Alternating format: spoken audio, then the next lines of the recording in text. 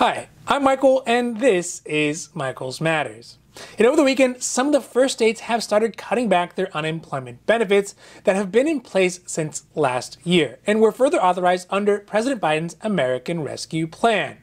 4 states on Saturday stopped participating in the program that provides federal money to supplement the state unemployment benefits that their residents are eligible to receive. This is just the beginning of a groundslide of mostly Republican states that have said that they too will cut the federal unemployment benefits for their residents prior to the September deadline. At this point, 25 states in total so far have said that there is a need for folks to get an extra push to get back into the workforce, and claim that removing these vital lifelines will force those folks who have been waiting on the sidelines to get back to work. This is especially after some business groups across the country are decrying the lack of employees willing to go back to work, citing these enhanced unemployment benefits as a key factor. Along with cutting back unemployment benefits, some states are starting to re-implement pre-pandemic rules to recertify for benefits moving forward.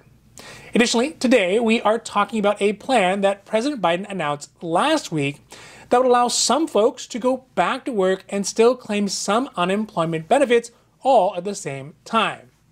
So today we are talking about the first 4 states that cut enhanced unemployment benefits over the weekend, the large group of states who will cut benefits before the September deadline moving forward, and how you may still be able to receive unemployment benefits while also going back to work at the same time. Now, this is Michael's Matters. And before we move on, if you like this information, if you find it interesting, if you find it helpful, please don't forget to like and subscribe. That way you can get updates when our newest and most informative videos become available. Although not a surprise, but still surprising, at least 4 states, Iowa, Alaska, Missouri, and Mississippi, over the weekend have cut off access to pandemic-enhanced unemployment benefits that boost Americans' weekly payments by $300 extra.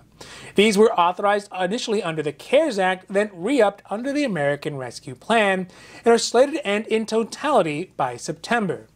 These programs, in addition to the PUA and PEUC enhancement, those are the ones that are accessible to self-employed and gig-type workers, have been a major lifeline for many people whose jobs basically disappeared overnight when the country was forced to shut down. The additional benefits now in many states are being seen as more of a hindrance to getting the economies of certain states back up and running than they are a help. And although it does seem counterintuitive, it sort of makes sense when we look at the states individually. Specifically, if we look at Iowa, for example, they ended their benefits on Saturday with the justification by their governor, Kim Reynolds, that they simply have too many openings and not enough workers. Governor Reynolds said, quote, "Today, we have more job openings than we have people in unemployment.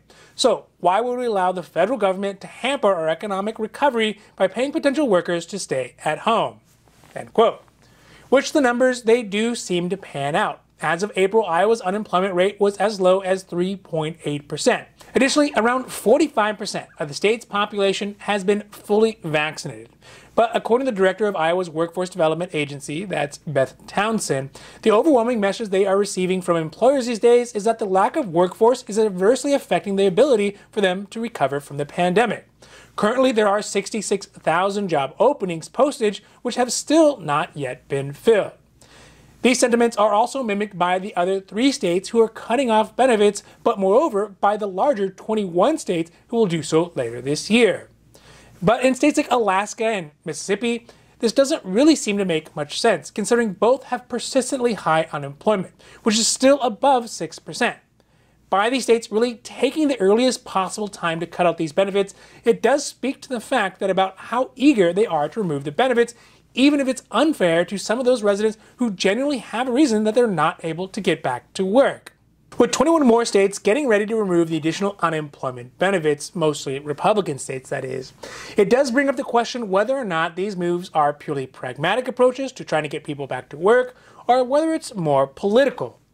These remaining 21 states, that's Alabama, Arizona, Arkansas, Florida, Georgia, Idaho, Indiana, Maryland, Montana, Nebraska, New Hampshire, North Dakota, Ohio, Oklahoma, South Carolina, South Dakota, Tennessee, Texas, Utah, West Virginia, and Wyoming have all said that they will end benefits in July, which is about 2 months before the federal cutoff date of September.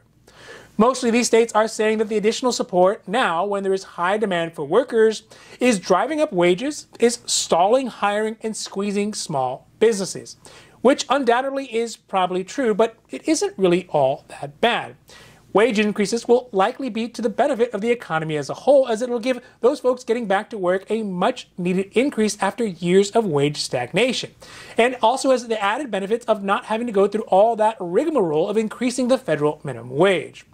On the other side of the perspective, Democrats really have chalked up the slow return to work to other things like concerns about getting sick while on the job, as still half the population of the United States is not fully vaccinated, and issues like the lack of childcare being available to those workers. The reality is that it's probably a bit of column A and a bit of column B. Nevertheless, the U.S. Bureau of Labor Statistics estimates that there are 9.3 million job openings that are available in the U.S. right now. And the National Federation of Independent Businesses, who did a survey, found that 48% of business owners reported that they had openings that they were unable to fill. So there is definitely a need, and I also think that politics is at play in these Republican states.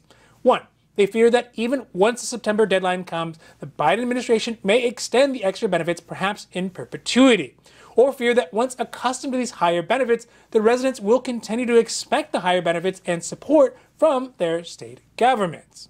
What this ultimately means is that over the next few months, millions of Americans in both red and blue states are going to see their unemployment benefits cut basically in half come September.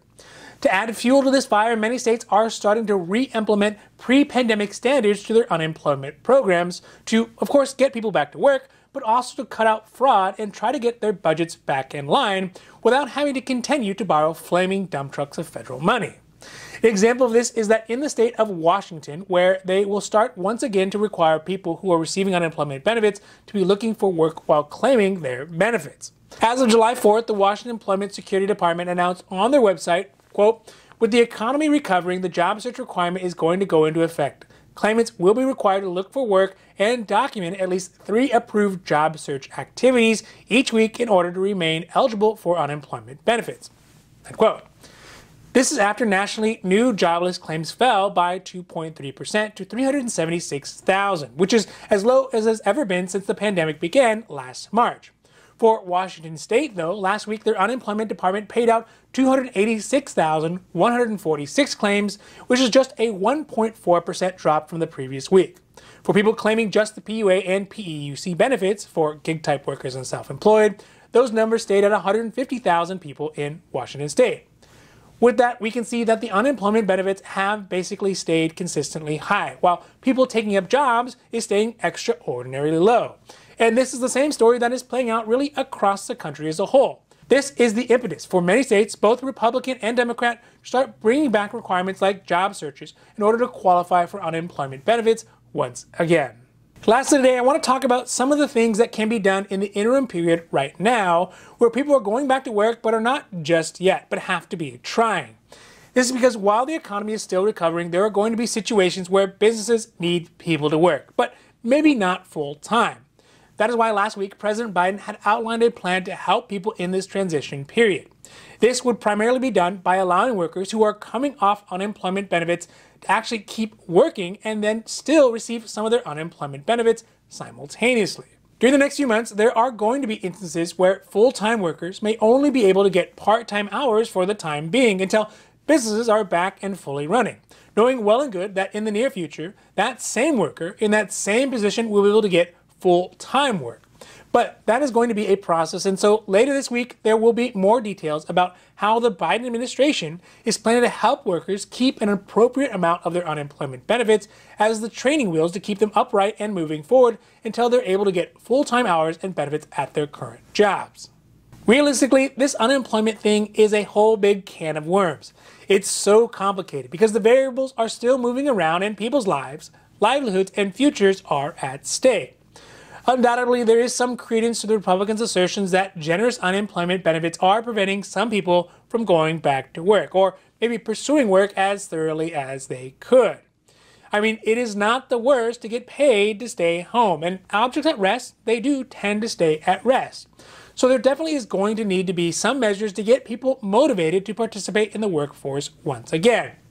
But it's also very true that there are systemic issues that are hamstringing some people from getting back to work, specifically childcare. Because childcare is a bit of a chicken and egg situation where low-income workers or double working households, many who do work in care industries, well, they can't really go back to work until they can get someone to take care of their children. But then they can't afford to have someone take care of their children because they're not able to go back to work. As I've been saying since the very beginning, I think it is right that states have the option to step back from the federal benefits if they think the time is right. Not that I agree with their decision to do so early, just that I agree that they should have the option to do so. Our country is made up of states that are not all riding the same tides. Some states, like these Republican states, may be actually ready to open up fully, although I doubt it, sooner than later. On the other hand, there is a healthy dose of politicization that these states are doing to try to justify cutting benefits back down to the shamefully low levels that they were at pre-pandemic. This is being done to purposely try not to get their residents used to the higher benefits any longer than is really necessary. But also I think there is one other issue in this whole thing that is not really being talked about, and that is the realization of the coming changes in our workforces altogether. Over the last year, we have seen just how fast any of our jobs can be replaced by robots or maybe just disappeared altogether, like they weren't needed at all.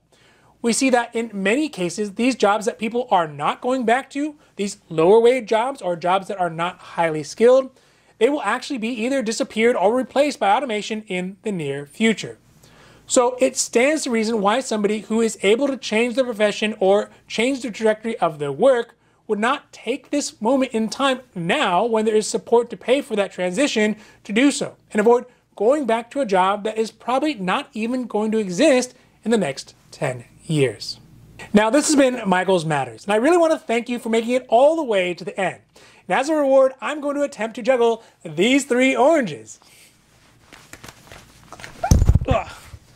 Well, despite my juggling abilities, I really hope that you found this video interesting, helpful, or at least useful. And if you did, please don't forget to like and subscribe. That way you can get updates when our newest and most informative videos become available. So thank you so much for watching, and this has been Michael's Matters.